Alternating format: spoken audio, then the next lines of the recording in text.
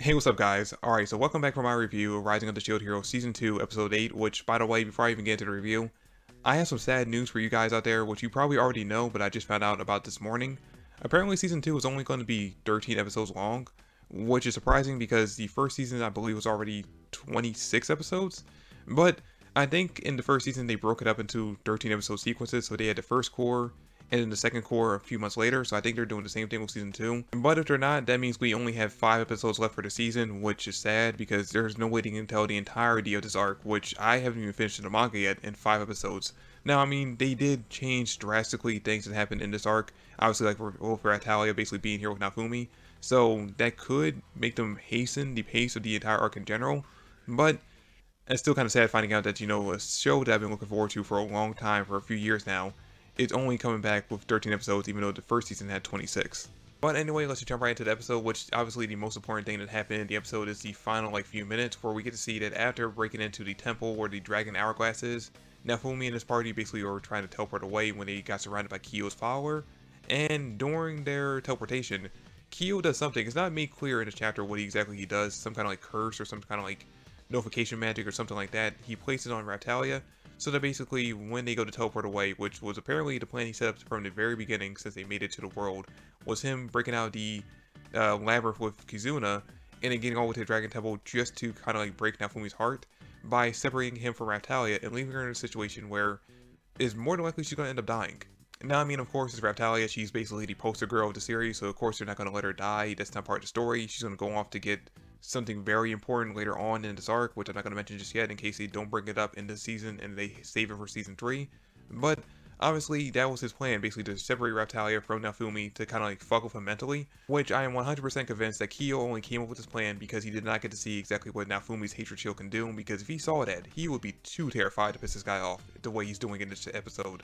But yeah, that's pretty much what happens at the end of the episode. Raptalia sacrifices herself to basically kind of let Nafumi and them escape since she can't escape with them, and just goes on the offensive against all of the soldiers and the underlings that Kyo sent after them.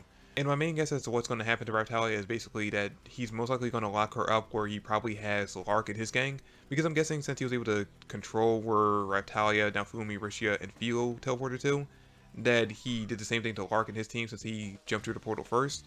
And basically he probably has him locked up somewhere. It's probably going to take Raptalia to the same place. And this is probably just going to be a long-winded way of getting her to their team, kind of like how she was in the light novel manga.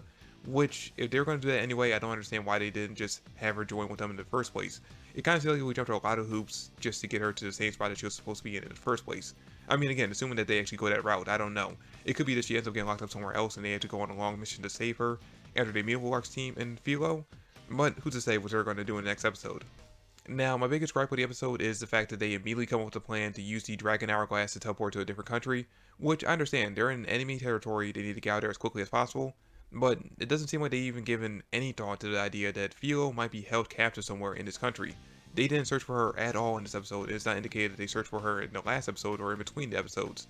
So the fact that they kind of just jumped ship to a different country immediately kind of rubbed me the wrong way, because what if Philo is held captive somewhere? She could have been the next town over, for all they know, and they didn't even bother to search.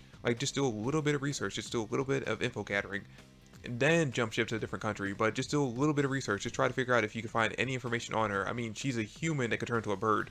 I'm pretty sure that if she is somewhere in this country, you'll be able to find some pretty quick information on that. Oh, and I don't remember if it was brought up in the last episode, but in this episode, Kizuna finds out from Nafumi and Rishia that they fought against Glass. Now, we don't get to see a reaction from her in this episode, but we're most likely going to see it when the two parties actually end up meeting up again.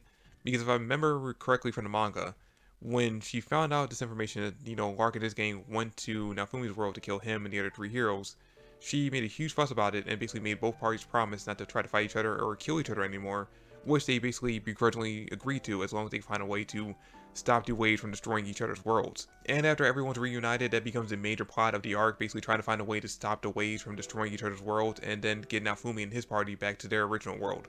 But anyway guys, that's all that happens in this week's episode. I'm looking forward to seeing what happens with next week's episode with Raptalia being separated from Nafumi and how pissed off he gets by that, because we now know that Kyo's in for a world of hurt now that he's done this to Raptalia, and I'm looking forward to seeing Nafumi basically bring him justice.